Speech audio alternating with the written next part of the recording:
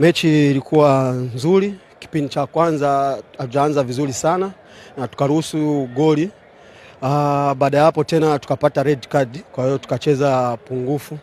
Lakini kipindi cha pili tumerudi kwa nguvu sana na tumefuata maelekezo zaidi yenye kocha ametupa na tumepambana.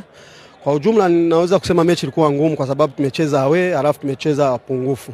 Tumewezaje kucheza vizuri kipindi cha pili, au tulikuwa bora kwenye eneo gani tukasawazisha pamoja na kucheza vizuri tofauti na kipindi cha kwanza ambacho tulikuwa tumetimia wachezaji?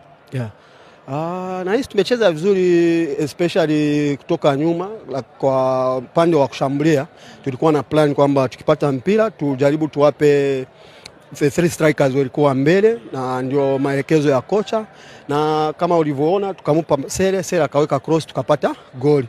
Alafu kingine tumepambana zaidi, na hisi unajua kama mko pungufu kila mchezaji akiongezeka nguvu anawa kama anapambana mara mbili zaidi. Kwa hiyo na goalkeeper na yeye ametusaidia sana, na nahisi ni point nzuri kwetu. Jambo hatuwezi qualify tena, lakini tumeonyesha ukubwa wa timu na kupambana zaidi kwa wachezaji. Huu bora tulioonyesha hii leo tutegemee pia kuna mechi zinazofuata ikiwemo mechi ya ligi pamoja na mechi moja ya CAF.